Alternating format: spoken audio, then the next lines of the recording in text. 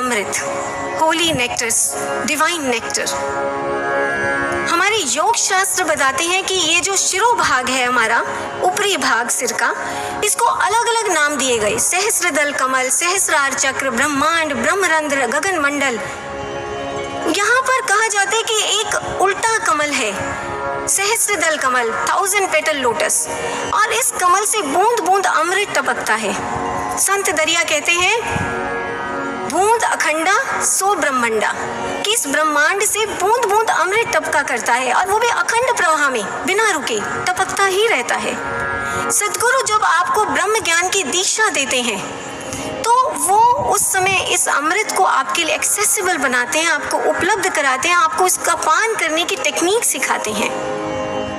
ये बात अलग है भाइयों बहनों कि ये जो दिव्य अमृत है ये एक बहुत ही सूक्ष्म अनुभूति होती है, और ये बहुत विरले साधकों को हुआ करती है, जिनकी बहुत ही उच्च आध्यात्मिक अवस्था हो या सद्गुरु की कोई असीम विशेष ही कृपा हो, तब इसका अनुभव होता है। लेकिन होती है ये भी अनुभूति जो ज्ञान दीक्षा, ब्रह्म ज्ञान की दीक्षा के समय हमारे अंतर जगत में प्रकट होती है। इसलिए भाइयों बहनों, बेसिकली ये जो 4 अनुभूतियां हैं, ये 4 पदार्थ हैं जो एक पूर्ण गुरु हमारे अंतर जगत में हमारे को जिनका अनुभव कराते हैं ब्रह्म ज्ञान की दीक्षा के समय। कई बार ऐसा हो सकता है कि चारों के चारों अनुभूतियां, चारों के चारों पदार्थों का आपको एक साथ अनुभव ना हो दीक्षा के समय, लेकिन एक ना एक अनुभूति अवश्य होती है। आपको प्रकाश का दर्शन होगा, प्रकाश का दर्शन नहीं तो आपको अनहदनाद सुनाई देगा, अनहद नहीं तो आपको अपने श्वासों में जो आदि तरंग है वो उसका प्रकटीकरण, उसका अनुभव होगा, अमृत का पान होगा। कोई एक ना एक दिव्य अनुभूति आपको जरूर होती है ब्रह्म ज्ञान की दीक्षा के समय, जो आपको प्रमाण देती है कि आपका ये आज्ञा चक्र एक्टिवेट हो गया है, आपका ये 10वां द्वार खुल गया है, और आपको एक पूर्ण गुरु और पूर्ण ज्ञान की प्राप्ति हो गई है। और फिर जब आपको ज्ञान की प्राप्ति हो जाती है, फिर आप जब ध्यान करते हैं, मेडिटेशन, रेगुलर साधना करते हैं, सुबह शाम जब भी आपके पास समय है, आप इन अनुभूतियों पर फोकस करके साधना करते हैं, तो आपको अनगिनत लाभ, बेनिफिट्स मिलते हैं। शारीरिक, मानसिक, बौद्धिक, ये सभी लाभ आपको मिलने शुरू हो जाते हैं। और आध्यात्मिक, उसकी तो बात ही क्या है। आप एक ऐसे आध्यात्मिक सफर पर चल पड़ते हैं, आपकी आत्मा, आपकी चेतना, जिसकी मंजिल, जिसका डेस्टिनेशन साक्षात ईश्वर है। इसलिए भाइयों बहनों, इस मंच से हम ये आह्वान करना चाहेंगे समाज का कि आप भी ऐसा ब्रह्म ज्ञान देने वाले, ऐसी दिव्य अनुभूति कराने वाले एक पूर्ण सद्गुरु, एक पूर्ण गुरु की खोज करें और उनसे इस ब्रह्म ज्ञान की दीक्षा पाएं। और ऐसा आप टॉप मोस्ट प्रायोरिटी बिना डिले किए जीवन के रहते रहते अब कदम बढ़ाएं आप, और इस ज्ञान को ढूंढें, एक सद्गुरु की खोज करें जो इस ज्ञान को आपको प्रदान करे। और अगर आपको अपने खोज के सफर में ऐसा शास्त्र सम्मत गुरु और ऐसा शास्त्र सम्मत ज्ञान कहीं ना मिले, तो you are most welcome at Divya Jyoti जागृति संस्थान। इस संस्थान के द्वार आपके लिए खुले हुए हैं। मैं आपको एक 2007 की एक सच्ची घटना बताना चाहूंगी। हमारे एक स्वामी जी हैं संस्थान के, जो जर्मनी में प्रचार करते हैं। तो बताया करते हैं कि 2007 में जर्मनी की एक यूनिवर्सिटी ऑफ हैम्बर्ग में एक इंटर रिलीजियस कॉन्फ्रेंस हुई थी, जिसमें अलग अलग धार्मिक संगठन, स्पिरिचुअल ऑर्गेनाइजेशंस, धर्म संप्रदायों के जो रिप्रेजेंटेटिव्स थे वो सब आए थे। स्वामी जी भी महाराज जी की आज्ञा लेकर उस कॉन्फ्रेंस को अटेंड करने गए। तो कॉन्फ्रेंस के दौरान एक सेशन में कुछ जर्मन स्पीकर्स थे, एक धार्मिक संगठन से आए थे वो।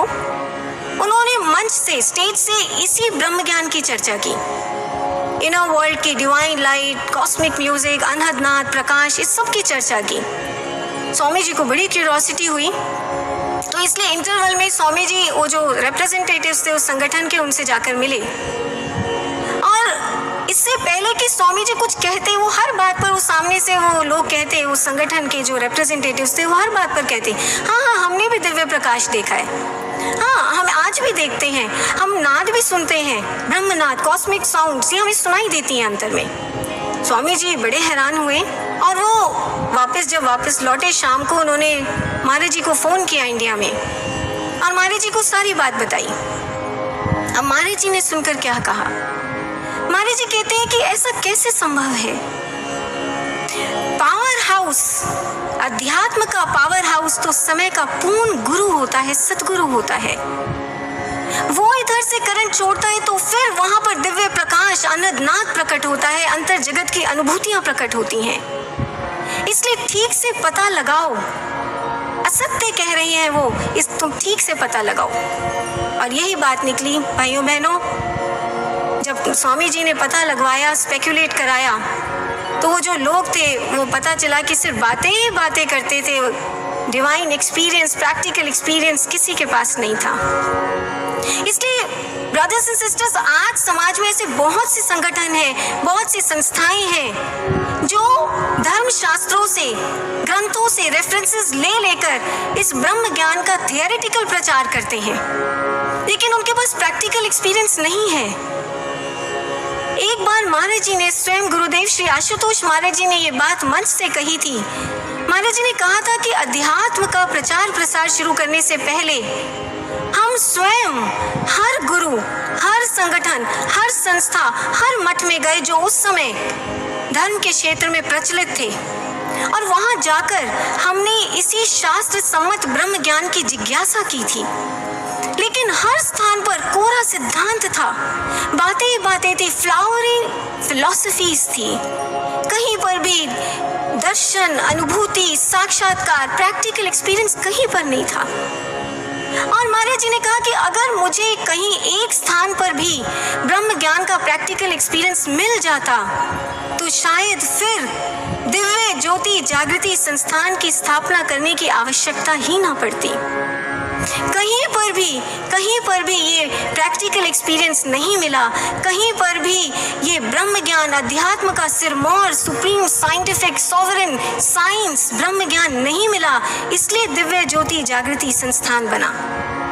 इसलिए भाइयों और बहनों, दिव्य ज्योति जागृति संस्थान, ये मिशन एक प्रैक्टिकल लेबोरेटरी की तरह है, एक ऐसी लेबोरेटरी जिसमें ब्रह्म ज्ञान का एक एक एक्सपेरिमेंट आपके अंतर जगत में घटाया जाता है, कराया जाता है, और आपको उसका प्रैक्टिकल एक्सपीरियंस कराया जाता है। और विश्व के लाखों करोड़ों लोग आज इस एक्सपेरिमेंट को कर चुके हैं, और अगर आपने अभी तक नहीं किया तो अब आपकी